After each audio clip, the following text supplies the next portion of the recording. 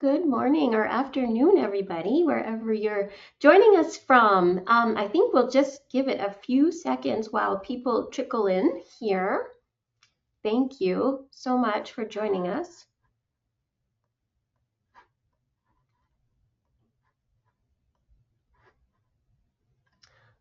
Okay, my name is Kara Vincent, and I'm a knowledge translator with the Canadian Institute for Public Safety Research and Treatment. And today, CIPSR is thrilled to support an online discussion presented by the Garnet Families Interactive Series. I'd just like to begin first by acknowledging the land on which today's webinar is being hosted. CIPSR acknowledges the importance of the land that we each reside on. We do this to reaffirm our commitment and responsibility in honoring relationships between nations and improving our own understanding of local Indigenous peoples and their cultures. From coast to coast to coast, we acknowledge the ancestral and unceded territory of all the First Nations, Inuit, and Métis peoples that call this nation home. Please join us in considering how we can each, in our own way, move forward in a spirit of reconciliation and collaboration. And please, if you like, please feel free to share where you're joining us from in the chat. Some very, very quick housekeeping, if you'll bear with me. Please note that today's session, attendee microphones and cameras have been muted and turned off to limit background noise. The session is being recorded, and you'll receive a link to the recording as soon as it is available, which is usually within about 24 hours. Please feel free to enter your questions and comments for the presenters in the question box throughout the presentation. If there isn't time to address these questions, you can also feel free to email them to the presenters after. And I will post the link to the email in the chat. It's families@queensu.ca. If you give me a minute, I'll pop that in the chat. This event will be presented in English with the option of simultaneous captions or audio translation in French. Please use the link and follow the instructions placed in the chat, which I'll do in 1 second, which will enable you to log into Wordly, our translation platform. Just be sure to check French and keep the window open throughout the meeting. And one little plug, if you'll indulge me, I know that we have some first responders and other public safety personnel here, so I'd like to take a second to tell you about PSP Connect, our peer-to-peer virtual community of practice. PSP Connect is an interactive quarterly meeting just for you, for public safety personnel interested in dialogue around mental health. And we have our next meeting coming up very soon. So I encourage you to check it out, and this might be something you're interested in, and I will post a link to more information in the chat. So thank you so much, and I'm thrilled to pass this discussion on to Lisa Delaney with the Garnet Families Network. Over to you, Lisa. So much, Kara. Welcome to all who are joining us today and who are watching post-event through the video recording. I'm Lisa Delaney, and I'm an occupational therapist, and I've been building the Garnet Families Network, connecting defense and public safety families and those who study, serve, and support them with research, resources, and community for about the past 3 years. I want to begin by giving you some background on how this topic came forward. So over the past few years, there's really been a growing number of inquiries from families, from service providers and organizations on what is known about compositions of families that fall outside that historic norm. So we know Garnet families come in all shapes and sizes, forms and functions, but the experiences and perspectives of different compositions of families, including one-parent serving families, one-parent veteran families, blended families, dual-serving families, are not as commonly represented or understood. So that's really what brought us to today's panel discussion. It's really a conversation starter on this important topic. So our panel discussion will be framed around the Garnet Families experience. As a group, we've built the evidence on how to understand the experiences of defense and public safety families and are now collectively using the Garnet Families lifestyle dimensions to ground us in the work. We all know that there is a lot of risk in these jobs, and these risks ripple into the families, but we know there is more to the lifestyle than risk. Navigating the complex identities within the community, feeling left out and isolated, separate from the communities can be really hard. Managing that day-to-day logistics is a dynamic challenge, and when mobility is part of the job, whether it's a short or long-term separation due to deployment or work schedules, it can create added load. So when we look to all the research around these experiences, we tend to see a particular kind of family at a particular phase and stage of life. And we know that there's a wide variety of compositions, as we frequently get inquiries from all about dual serving, blended, and single parent families. So through our panel discussion today, we want to bring the conversation forward. We want to explore how these lifestyle dimensions might be larger or different for different kinds of families. And it's really my pleasure to introduce you to our wonderful panelists. So Dr. Heidi Cramm is a research lead for the Families Matter research group at Queen's University.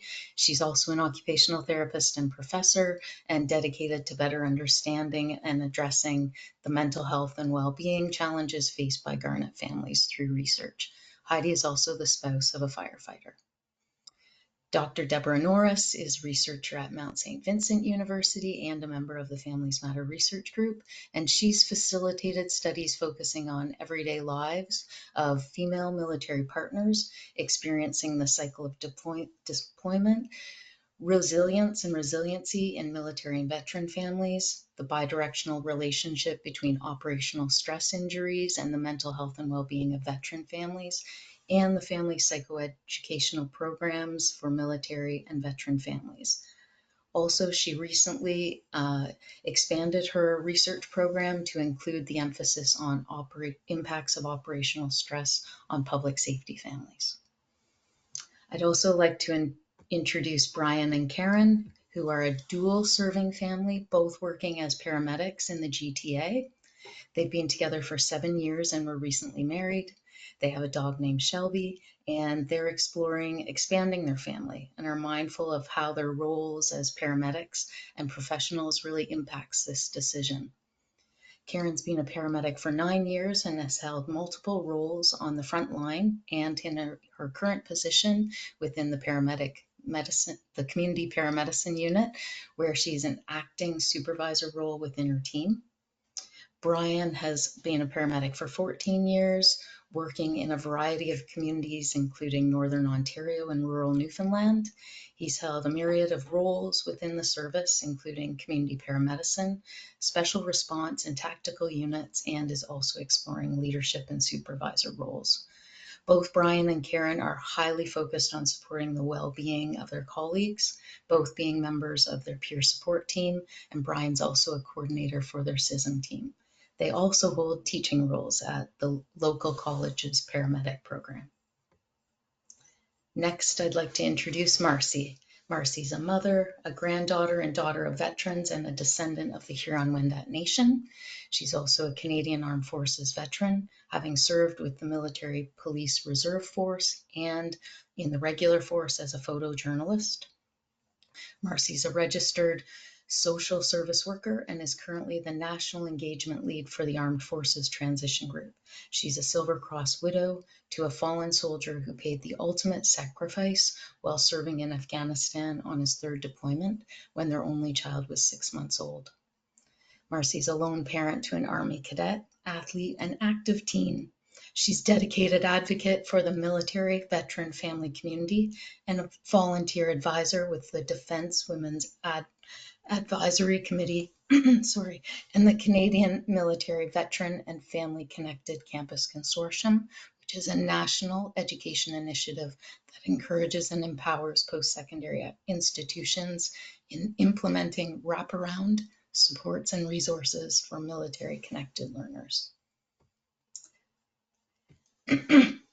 And our last panelist is Rebecca, who is a mom, a stepmom, a police spouse, and a social worker working as the embedded mental health clinician for York Region Paramedic Services, where she provides a wide range of supports, including clinical consultation and oversight for the peer support team, wellness recommendations for service members, educational training, and brief support and crisis intervention. She's particularly passionate about the experiences of dual serving and single parent public safety families, having heard the personal stories of those navigating these demanding jobs.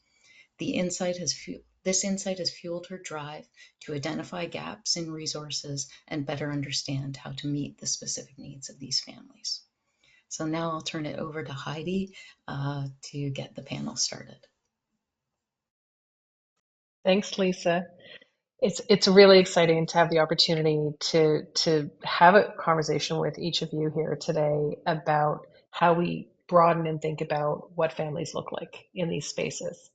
One of the things that Deb and I have been working on over the past number of years is really trying to respond through the research to bringing in more voices, to representing the experiences of different kinds of family members, as well as different kinds of families. So this is something that we've been trying to do over the years. So I think for us, as one of the co-PIs on this well-being hub that we developed, which was PSP Net Families, one of the things that happened through the evaluation of that is that that kind of family that tends to get represented became very, very clear. What we tend to see in the research is a certain kind of family, which is a very kind of man-woman family with young kids. That tends to be what we see. It often, and we talk about this with our international colleagues, it tends to be what we see kind of represented as images of families.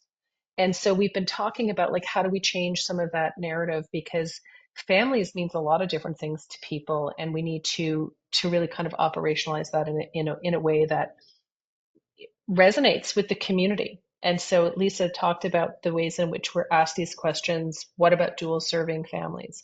What about sole parent families? What about adult children? What about parents? What about? And so we had done a virtual series of, I think last spring, around parents of folks coming into these jobs. And I think that it is helpful to talk about. It's also helpful for us to consider, where do we have data that helps us understand this? So as researchers, we're like, okay, well, what do we know? And then what do we need to learn about what the priorities are? So some things that we know now that we didn't know 5 years ago, some of that data comes in terms of military and veteran families through the StatsCan, the census data. And so that does help us understand that there may be some differences. Some of it is descriptive, where we don't have like a civilian comparator. Like we know that there's a certain number of dual serving military families, but we don't know what that looks like in, say, paramedic community or firefighter community or police community. We don't actually have those numbers to speak to the differences. We hear about it, we see it, we think it's probably more likely represented in paramedics than it is in fire, for example, but we don't have the data. So what we do have data on is there are some differences now that we can say in those sole parent families. So we know that there's about 16% in the Canadian census data are reporting being sole parents, but there's only about 8% in the military service. So we start to think about, well, who am I and how do I manage the logistics? How do I relate to the community? Some of those identities and logistics issues. There are other things that we know in terms of, say, mobility and the rate at which people move. So most active serving military, not most, 48% of active serving military have moved within the past 5 years, and half of those are outside of their current province or territory. That greatly outstrips how often civilian families are moving. So with every one of those moves comes a disruption in your connection to the community, your spousal employment if you have a spouse, children's education, dependent care. All of those things become interrupted or disrupted with those moves, and like, are we understanding that in a way that represents our current kind of global safety and security needs? So I think that we have that information, that helps us frame some of the research priorities. We also had an interesting thing around veteran couples because we don't actually know a lot about veteran families. So most of what we know about veteran families really focuses on that issue around risk. Um, and so we don't really know about how do veteran families see themselves.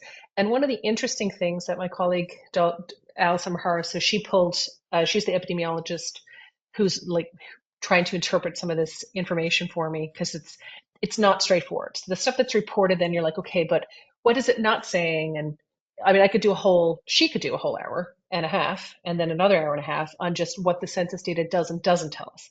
But what I can say that we found really interesting is that when you have an average age of a veteran being reported at 60, most of them are married, and 7.5% of veterans are reporting having children aged 5 and younger. Now, that's definitely not that young couple, young family kind of image. So we're starting to think life course. And life course of the job may not be the family life course, because people may have different kinds of families coming together and uncoming together and, reblending over the course of that lifetime working. So we need to separate those things out and think about them both separately, but also how they might intertwine. So that helps us kind of think about some of the data that we have on um, how we understand some of the families and what they look like that's different. We don't really have this information in public safety families. So we just need to be clear about that. We don't have the data. We have to think about how we can get that numbers, how we might collect that differently, and that might be at the local level to even understand what the composition of your service looks like. So, but we certainly don't have that at this point in any kind of provincial or national way that we have sorted out how to see.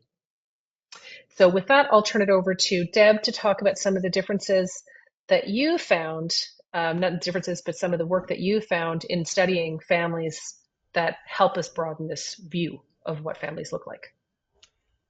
Thank you, Heidi. Thank you, Lisa, for the opportunity to be part of this panel today. I was invited to speak to the particular family form that is underrepresented in Canadian military and veteran family research, and probably beyond that as well. And that's the lone parent or single parent family. Caveat, most of what I can bring to this discussion comes from my research with military families exclusively, although I do look forward to stretching that beyond to public safety families. So what about the single parent families? Where do they fit? What do we know? Heidi mentioned some statistics. I did a bit of digging and found that about 14% of Canadian Armed Forces members are either co-parenting in a single household or flying solo without a co-parent. So that's a significant number. And to the best of my knowledge, we don't know a whole lot about what they bring to the table and what they need. What I did find out, and I have done a bit of research in this area with more to come. I've just been advised with, and Heidi is on this team as well as other members of the FMRG. We've just received funding to embark on another single parent study to follow up from the one I did with some D&D colleagues about 10 or 15 years ago. So just to get up to speed again, I did a bit of looking around, and it looks like it's a real mixed bag about what these folks need and what their experiences are like.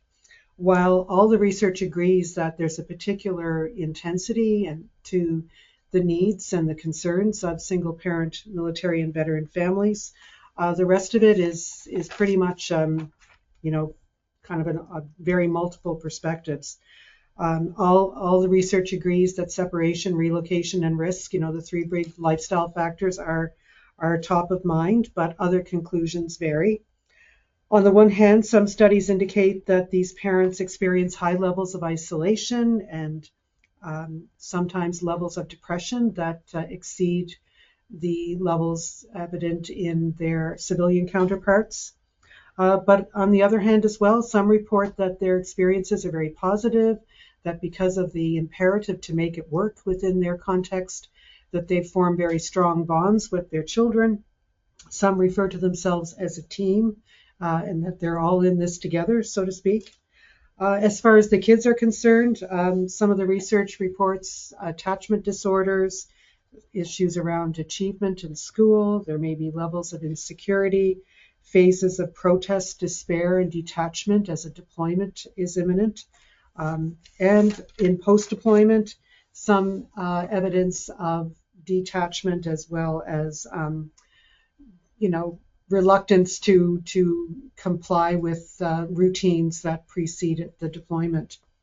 There can be challenges in reestablishing authority and rules and routines, and some evidence of parentification, which is that phenomenon that transpires for some kids when they're invited or of their own volition leapfrog over developmental stages, taking on adult level responsibilities before it may be the best opportunity for them to do so. Of course, there's always mediating and moderating factors. The age of the child matters. The capacity of the family to manage emotions and expectations and time management. But as Heidi and Lisa and others here may know, the kind of template that we use to make sense of our work and to conceptualize the work that we do in the FMRG is one that goes beyond the family level because we're always concerned about what a new word, responsibilizing the families to make it all about them. So we're always looking at what's the context, because context does matter. And in that study that I did with my D&D friends some years back, we found that there were two huge contextual factors that I look forward to exploring more with the new research we're about to do. And one of it is informal support, so having peer support. So the capacity to bond and connect within a unit or within folks that share that same reality. And what emerged in a most impressive way with our work, again, going back in time, was the chain of command. So if your bosses were on side, if they got it, so to speak, I can't remember how many times in the focus groups we did where the parents would say to us, my boss gets it, in air quotes, where other bosses don't. And that seemed to be the tipping point for many of these families. So it looks like those broader supports and processes are really the guardrails that can make a big difference for single parent families. So again, what this tells us is that context matters, which leads to my main takeaway about these folks is we can't flatten their experience and assume that they're all the same. This is not unique to the single parent experience, but we tend to kind of homogenize what they're going through. I'm pretty sure that both the challenges and the opportunities are happening at the same time for these families. But what I also would like to keep in mind, and I know I will be as we continue with this work, is to refrain from exclusively pathologizing their experiences, because I think that's not helpful. I mean, not to trivialize or to ignore the issues that I'm sure are there, I know are there, based on the little bit of work that we do have at our disposal. But I think using the resiliencies and some of the other opportunities that are identified as a springboard for dealing with challenges is what we need to be thinking about as we continue with research and practice. So not sure where my time is, but that's what I have to offer at this point. So thank you. Thanks, Deb. I mean, I think that's there's so much that you've encapsulated in that, and I think that I'd like to take some time now for Bryan, Karen, and Marcie. Maybe we'll start with Marcie. To think about from you what is important for us to know about what your day-to-day looks like. If you think about logistics, navigating risks, these identities that are so complicated, the mobility or the constrained mobility, it's really helpful for us to understand how serving members navigate some of these Garnet Families lifestyle dimensions that might be more impactful for you given what your family looks like. What do you need more of? What's missing? What comes to mind when you hear the context? Thank you, Dr. Cramm, for affording an opportunity and the whole team to share some of my lived experience and insights. And first, I'd like to just address something, Dr. Norris, that you just socialized, because I'm just reflecting now on my own family situation, being a lone parent to our daughter for the last 15 years since losing her late father. You said something about the impact of children having to take on adult responsibilities. And I just thought about that for a minute because I've always thought of that maybe as a positive thing that my daughter growing up without her father because he passed away in service while she was really young, and then her being by my side while I navigated years of cancer treatments. But I always say that she's had to grow up really fast and she's very mature for her age. And I always thought as it a positive thing, but perhaps I need to really look at it in a different perspective that there could be some areas where it's maybe there's a negative impact. So maybe that just sort of inspired me to have those conversations with her that maybe it was asking a lot of her to sort of be my 2IC, as we say in the military, my second in my command, my Jeep team partner, that perhaps there's opportunities that she should have just been a kid, but because of adversity she's had to grow up really quick. So thank you for that. So I'd like to maybe touch base with you later and speak more about that. So for Dr. Cramm, especially from a military context, I can appreciate that workplace policy needs to be enforced to promote productivity, to foster that mission-focused mindset, and also to promote equity. Everybody gets treated equal because, as you know, in the military, there's many members. So if a leader starts to make special circumstance or accommodations, it could get messy. But, I think that's what it's about. I don't think any parent wants special treatment. They don't want accommodation. I think what could arguably promote productivity and so people stay mission focused and equitably is empathetic leadership. So we have a policy that perhaps everybody has to be. I was an instructor at a school when I was serving in the military. Everybody has to be at work at 0:30, 05:30 in the morning. We're doing PT. Physical fitness is a very part of serving in the military, but not a lot of name a daycare that opens at 0500 in the morning. And that's exactly what happened when I lost my spouse. Months later, I was posted away from my family. My father's a veteran and he was working in the community, and I was posted away. And one of my first tasks was, you're running morning PT, which I was excited about. And I love PT and understanding that's an important part, but I had a 1-year-old at the time. So I was at my breaking point and my lowest where I quite literally showed up to work with my 1-year-old on my hip in uniform saying, Warrant, I can't do it. Want to hold my daughter while I go run the PT? And I needed to do that. And I will preface by saying that the Canadian Forces has come a long way. This was the height of the war in Afghanistan. They've recognized the shortcomings, and there's so many more holistic supports and that empathetic leadership. But I still think we have a long way to go. So there's responsibilities and duties of a CAF member. We know that they're not 8 to 4. Right, there's the weekend duties that everybody needs to chip in and do their part, if you will. There's weekend exercises, but it's work looking in the community and saying daycares just don't open during those times. So I think empathetic leadership still has a long way to go across all industry to be able to meet those needs. And it's okay that having a person-centric approach and maybe being flexible, perhaps it's working through your lunch hour so you can leave early and take your child to the dental appointment. I don't think that should be looked at as, oh, they're asking for special treatment. Oh, it's your choice to have a family. They're asking for accommodation. I don't think that's what it's about.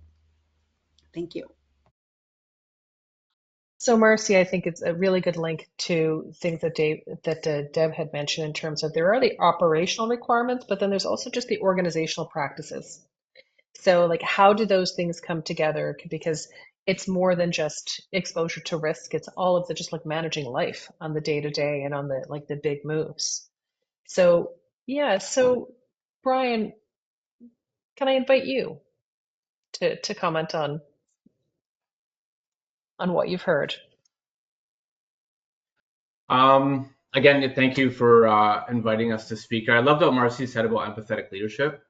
I think that's huge, and it's not specifically asking for the special instances. It starts from the command kind of down, and we often see in paramedic services there is no daycare open up. Our shifts run 12 hours a day. We know that there's a lot of families that do the parking lot drop off. One's coming and one's going, right? And even there's times where Karen and I won't see each other for a couple of days because our shifts are completely opposite. So it's not special treatment. It's just as a whole, the structure, how are we supporting these types of workers? And you touched on it great. We don't have the luxury of, at least where we are, of working our half an hour through our lunch so that we could get off half an hour sooner. So we need to look at things that we can do for a 12-hour shift, mitigating overtime, which our service is really good at doing, trying to find those things that get us home to our families, to really try and support that work-life balance. Thanks, Brian. And Karen, how about you? Yeah, I guess one of the big things that jumps out is just yeah, that logistical piece. And Brian touched on it a lot as well as Marcie, but just recognizing that our days are very long, so drive time plus your 12-hour shift, and as Marcie mentioned, we would have difficulty, and we think about that as we look to plan a family, like how would we sort out things like childcare, but we currently have a dog, so we have to be mindful of that. Our dog can't be home for 13 hours on her own. So we have to make sure that we're coordinating, dog care and that sort of thing. It's challenging sometimes with, we work, no 2 weeks look alike. We might work Monday to Thursday this week. The following week, we're working over a weekend. So it's a bit of a luxury to have some weekdays where we can go out and do appointments and run errands. So no, we're not hitting Costco on a weekend, which is a nightmare. But at the same time, it's also challenging to try and plan for things when each week looks a little bit different. So think of things like, even if we want to play sports, if he's on a night shift, then he can't do, every week I'll be there on a Tuesday because 2 of those I'll be working overnight. Or if we want to plan for things like daycare, well, we could take them in, for Monday and Tuesday this week, but we need all week next week. So it's just a lot of kind of inconsistency. So it can be challenging to plan our lives around that. We always say that, we live by our calendar. And if it's not in the calendar, then it's not happening. So we have to be really mindful of that, especially as we try to plan time together, time with our families, time with friends. We often book things out like months in advance, because that's just the reality of trying to get time to see people. We're very protective of our time together as well, because we recognize that it's limited. So those are just a few of my thoughts, and I'll leave the floor for somebody else to go ahead.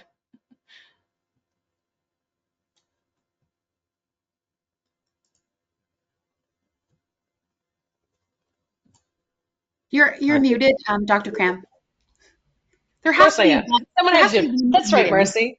I thought I would just take that for everybody and just, do that bit and just make everyone else feel better that I'm the one this time to do it. I think with the dual serving, you really do see with the calendaring, the logistics can become very complicated. You certainly raise the luxuries. I know my husband has said, Costco on a Tuesday morning is a very different thing from, Sunday. So, he likes to do the Costco trip. He doesn't like to do the Costco trip. Let me rephrase that. He prefers to do Costcoing during the week time rather than, anybody having to go and do it on a weekend, which is a different kind of thing. So there are those kind of upsides to the flexibility of the calendaring, but the calendaring can be different all the time and doesn't fit in with like other people's kind of more 9 to 5 regular calendars where you can predict, or you don't have to be as specific because you have more flexibility in your weekends, and your weekends recur, with regularity. Like at the end of every week, there's a weekend. Like who knew that was possible, right? So, and there, I think I want to raise as well, because it's come up, that life course piece. So, Marcie, you've talked about the challenges like with a 1-year-old, the challenges with dog care, the challenges, with folks having to navigate things, but those aren't permanent. Those are dynamic changes because those changes seed to new changes as the family life cycle changes and the needs of the family change. So just as you think you've got it sorted out, something new is going to happen. And that's also just par for the course, right? Like as Deb was saying in family science, it's like a constant process of evolution of trying to figure out how to maintain. Because resiliency is not an outcome, but more of a process, an ongoing process. So you like to be resilient, but you have to work at it too. So, I think There's things that for me are very impactful when I hear, what are the guardrails, the organizational policy, the leadership, the chain of command, the empathetic leadership. Like there's so many variables here. And I think that balancing our view that it's not just the operational requirements, but it's the organizational requirements as well that kind of come together more to shape that family life. Um, so I'm just going to give a chance to everyone to add in a thought before we go into Lisa and Rebecca for their kind of reflections on what we've all been talking about. So I'll go to you, Deb, first. And what's sparking for you in the conversation? Well, what's sparking for me is just sort of this feeling of affirmation that what we've been landing on in our work, and all of which is very person-centered, Marcie. It proceeds from the standpoints of people who are living the lives that we think have been understudied and underexplored in research, and thereby not always attended to in practice or policy development either. So it's just, many of the themes that Bryan and Marcie and others have brought forward here have been very, very affirming. I would like to make another plug as well, although I'm so happy to hear that the endorsement of the empathetic leadership chain of command, because that was such a dominant finding in our single parent work, but also mention the significance of peer support. And I'm sure that this plays out as well in the public safety sector, but in, those of you who have worn the uniform can speak to this very directly, that unit cohesion, that strength in the unit is a very incredible part of military service, as I understand it to be. So the single parents that were part, and there were about 50 of them, so it was quite a big study, a qualitative study that we did in 2013, 2014. They said they were making best use of that dynamic of unit cohesion, which of course is there, to facilitate combat readiness and operational readiness and so on. But they were also able to use that to best advantage. They could, like you said, with your warrant officer, you could go up and say, here, hang on to my kid while I do laps, right? So there were so many stories about that, about I can't get my kid to the dentist today. Do you think you could do that because you're on a different, I have to stay late, but you don't have to. So many anecdotes that served as a reminder of how significant unit cohesion can be and how it could be used to good advantage. Not that it should stop there either. I'm always about pushing our focus out because the institution needs to take responsibility as well. But we saw a lot of that person-to-person care and connection at that level too, beyond the family. It makes me remember that even though both of my kids had significant orthodontic issues, I never even so much as met the orthodontist. My husband did every single one of those appointments for years and years and years because he could schedule them on a Tuesday in the middle of the afternoon, and he didn't have to leave work because he was off that day. So there are some advantages to those logistics there, but everything is like a double edge, right? Nothing's coming with just like, this is rainbows and unicorns for you. It's like, yeah, and also this. So Marcie, any thoughts? Yeah, there's one it was actually a social media post that I read and made me reflect, and I started to employ this language. Even the word single mom, I notice there's a lot of over sexualization of that word. I see that on social media. And sometimes I'm reluctant to say, oh, yeah, I'm a single mom, or because I'm proud of that. But it's also to socialize to my team that I might have some challenges that I'd love to share in that, or, to attend that weekend workshop. But, I'm a lone parent. So I started using the word lone parent to try to alleviate some of that. And because I've been a long time lone parent, that's something that was disturbing. And I found that was very oppressive in that, oh, single mom, because you're basically sharing in a meeting or a group that you're available for dating. And I noticed that, and I would get like direct messages and stuff. So it's something that I never thought of, but just saying lone parent, I'm not saying that I'm available, for that type of communication. So yeah, again, we're using some broad terms here about empathetic leadership and what does that mean? But I think that's something that you can't train, but there could be ways to train. So we always say that I know the military, is doing a better job now of right when your first leadership course, their primary leadership course in the military, they're looking at exploring that. What does empathetic leadership mean, and when's the most appropriate time, to promote that, but still complying with making sure that everybody's mission ready. So I think it's going to continue to evolve. And one other thing I would like to share as well, that my dad sort of stepped in as my daughter's father when my husband passed away. And I noticed you don't even see the word grandparent or elder for Indigenous families. So I noticed that our languaging needs to change, that, stop always using the word parent. It's guardian, elder, grandparent, because my dad still continues to be like her father figure. I think we need to look at that. And he's also a veteran that's navigating illness and injury as well. So now I'm a caretaker to my child and to my aging father. Great points. Yeah, and I think language does evolve, and I think that we have to think about what gets communicated and what gets inferred when we use certain terms. And I think those are welcome points to the conversation, Marcie. Thank you. Okay, so Karen, you first. My goodness, lots of thoughts. I think there's probably two things that you said, or two kind of points that I would jump off of. One, again, that empathetic leadership. I would say I think we're very fortunate to be working where we are. I think as first responders, but as paramedics in particular, there's been a very big shift within the last, I don't know, maybe 5-10 years or so. A lot more of a focus on mental health and well-being, and being that supportive leadership. And Bryan and I are both kind of exploring leadership within our professions as well. And we can speak to that there's a huge focus on making sure that you're maintaining staff and paramedic well-being as a whole. So that's something that is at the forefront of both of our minds. I mean, we're both peer support members as well. And Bryan's very involved with some additional, like his CISM training as well. So there's a huge focus, I think, now that's shifting. Is it perfect? No. But I think we're moving leaps and bounds ahead of where we were probably before we were in the profession.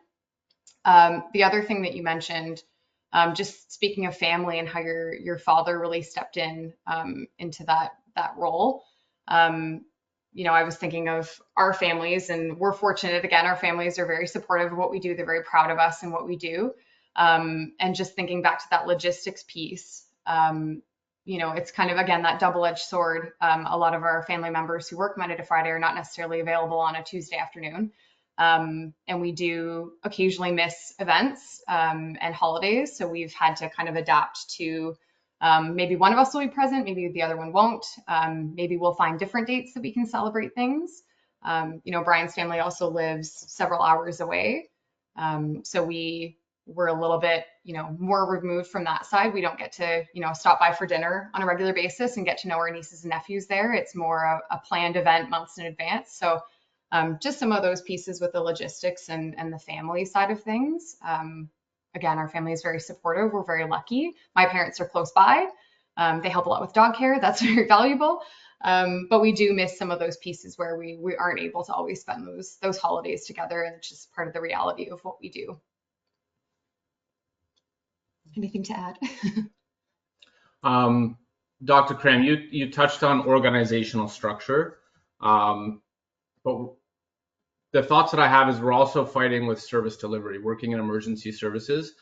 We have to make sure that an ambulance is on the doorstep within a certain amount of time because of provincial legislation or agreements and whatever as an emergency service. So what does that supportive approach kind of look like when we talk about empathetic leadership? And how do you balance empathetic leadership, work-life balance with service delivery? And I think that that's really where a lot of struggles are coming from. And this is why these types of discussions and research are so important. And I think everyone's here touched on it. Not every situation or not every family is the same, and that they all have different needs. So what does that look like where we can try and support everybody?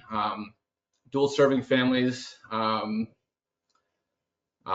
single, I forget, Marcie, how you said it, but not single parenting, but lone parenting. And how do we try and figure that out to really promote the work-life balance?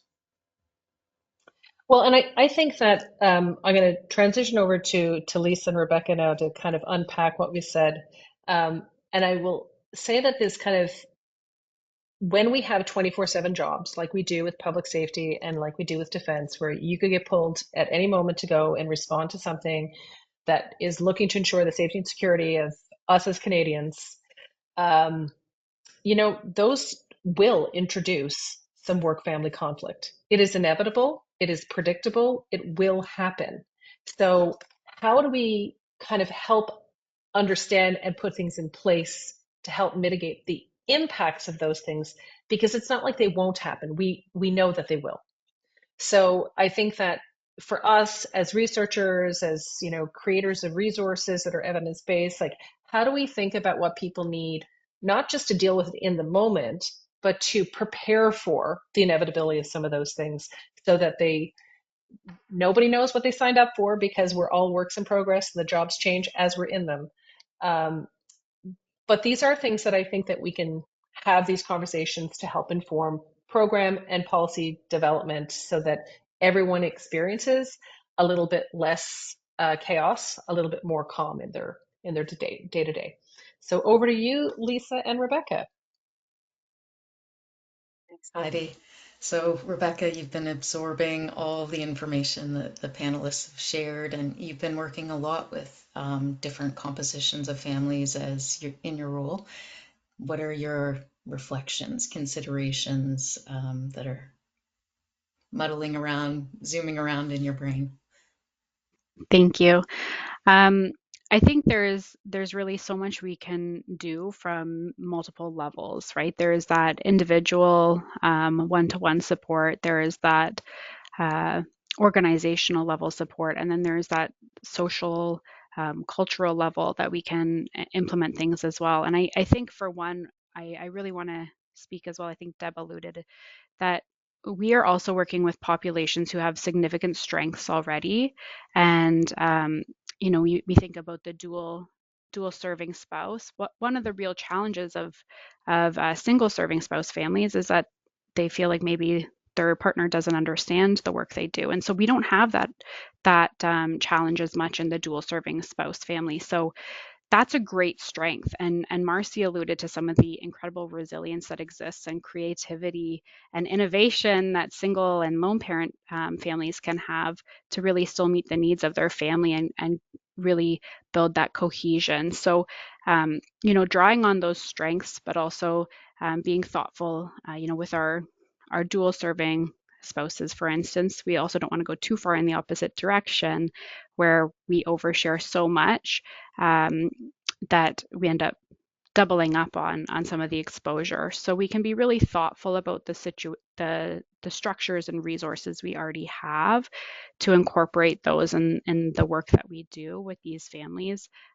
such as bringing that low impact debriefing styles into our relationships, or thinking about how do we incorporate healthy boundary setting within our relationship early on in our careers, so that we're not, for instance, sharing about our day in bed or over dinner. Perhaps we have those spaces that we remove the work conversation, for instance.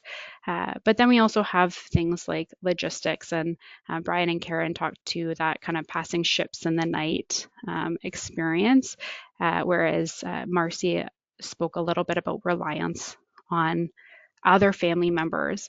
And what this means is that we have to be very, very strategic. We have to really draw on executive functioning skills and planning, and which is kind of a strange experience for a lot of people in these roles, because so much of your day is outside of your control. And then all of a sudden in your personal life, you have to be so thoughtful and in control so that we don't accidentally forget Bobby at soccer practice, right? So, really building upon those skills, and not only to alleviate some of the stress of logistics, but also the emotional impacts of disappointment. When date night gets canceled after 4 weeks of patiently waiting for that, right? Or when something comes up within our work life and it means all of a sudden we miss out on our child's dance recital, right? So we have to find ways to prepare emotionally for that as well. not just managing the logistics, but meeting the emotional need. And we hear a lot from everybody in this panel about the vital importance of community, whether that be the family that shows up for you when you can't be there, or our peer supporters who have that shared experience and can relate in ways that other people can't. So, really emphasizing that need for community and building that and supporting people and building that and whatever that looks like for them, right? So, organizationally, then we can look at things like how do we be thoughtful about shift times and get creative with offerings there so that perhaps our parents can be there at least for bedtime or wake up, so that we don't go several days without seeing our partner or several days without seeing our child, so that we can attend dance recitals and pick up soccer practice, and really kind of thinking about those pieces, but also even making sure that workplace offerings are flexible. I've heard from some of our dual serving family members that when there's training opportunities, they have to pick and choose who gets to go because they can't both, because somebody needs to be there to pick up their kid. And so, that limits some of the capacity to explore new educational offerings and grow in our career. So we can be thoughtful about creating multiple opportunities or offering things in a hybrid capacity. So there's things we can do like that, where it doesn't always have to be, operations versus individual wellness, but we can have that third option that meets the operational need while also considering wellness to the best of our capacities. So I think really like that empathetic leadership is also about how do we keep at the forefront of our mind that not all the families in our service look one way, that the people that we work with are very dynamic, and families are dynamic and varied, and being considerate of that and having that lens when we think about policy and program development. And lastly, we can all lobby for 24/7 childcare, which is probably a long-term goal, but wouldn't that be dreamy for all of the people in this world? So, think about creating opportunities for that, and service providers and organizations really supporting efforts within the research realm to address the needs of these underrepresented families so that we can collaboratively figure out where to go from here and do it in a way that holds the voices of those people in these spaces at the forefront. Rebecca, I think you got a heart for that 24/7 childcare that came through. Yeah, it's been a repeated, recognized need across all the sectors, defense, public safety, rural, urban, that we've been hearing about. And I know you're not alone in wanting to push forward and try to get the word out and get that response. I think your framing of like that person, operational, organizational response to be inclusive of all types of families, all compositions of families, looking at extended families was a really nice way to sum things up today. I know that when people ask me, like, tell me a resource, tell me like what I can do, how to do, and we don't have all of those things yet. But like Heidi mentioned in the beginning, when we developed PSPNet Families and when we've worked on Garnet Families website, we really have tried to put considerations for all compositions of families in both of those websites and resources. We also know that there is some emerging resources, and we recently learned of a service, Long Distance Families, that has been looking at this area of need as well, so people can check that out. And really, I just wanted to, we don't have any questions right now, but if there is any from the audience, we might have a few minutes to respond. to those, or you can send us to the families@queensu.ca. And really, I wanted to say thank you to all of you to put your trust in us, to be on this panel and share your experiences and perspectives so freely and openly. I know they're really valued by all who are listening today, and they see themselves in this panel. So many, many thanks. And I can turn it over to Heidi or any of the other panelists if you have any closing remarks. Don't all jump at once. Well, I see Kara put the link for PSPNet Families in the Journal of Military Veteran Family Health. We did a special issue that's open access, so anybody can look at it last year. And I think that I can't remember. I think it was probably you, Karen, who said like 5-10 years ago, like we just didn't have the same kind of like things have changed a lot. I think things have changed a lot in where and how we understand families to be in these occupational spaces, and whose voices are represented are very different from what we looked at 5 years ago, 10 years ago. So I think that we want to hear from people. We want to be able to know what the priorities are. So please do reach out. That families@queensu.ca. If you've got a question, send it along. And I think that we wanted to leave you with kind of that places to come back to as we continue these conversations. So I'm not sure if Kara can share the slides. Was Kara sharing the back end of the slides, Lisa, or are you able to do that? Here we go. So we've got the PSPNet families and then the Garnet families. So this is where being able to link the PSPNet families is your online well-being hub for public safety families. Any of that information is really designed with these Garnet lifestyles in mind, so would have broad application. Garnet families becomes kind of a central point now for us in our work, in our partnership with and collaborations with the community to get the word out, to hear from people. So being able to, the website's been a tremendous effort, and Lisa's done a great job at being able to represent real Garnet families in that in those visuals. So we want it to be authentic, and really being able to get your sense of like what's going on with the researchers, what's going on with the resources and supports that are out there. How do I get involved? How do I get in the know and stay in the know? All of that's there. So Kara, could you go to the next slide, please? So there's the QR code. If you want to sign up for the newsletter, follow us on social media, visit the website. This is a pretty active space. There is a lot of us working together within the Families Matter Research Group, but also within the more formal Garnet Families Partnership.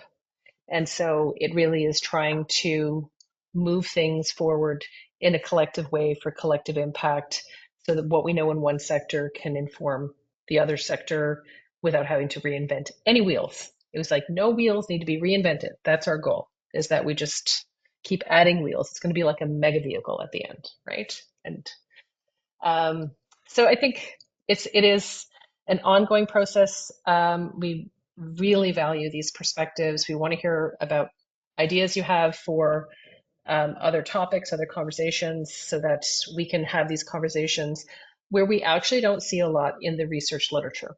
So we want to be able to start seeding our thinking around this in a way that we can get to that in research, but we don't have a lot to draw on yet in the research literature.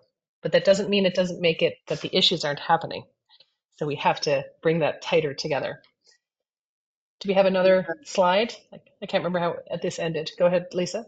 Oh, I was just going to say, as an opportunity to provide us with those other topics that you're interested in, a post-event survey will come your way from your participation today, and there is an open text spot to add those topics. And we really do value your input and work to respond to your needs. So we really appreciate that. So I think that's all. And again, thank you all for joining, and many, many thanks to our wonderful panel. Thanks, Thank everybody. you for the opportunity to speak to the topic. Appreciate it. Thank you so much. She McWitch, big thank you. Thanks, Marcie. Thank you. Brian, Karen, and Deb. Thank you. Rebecca. Take care. Bye-bye.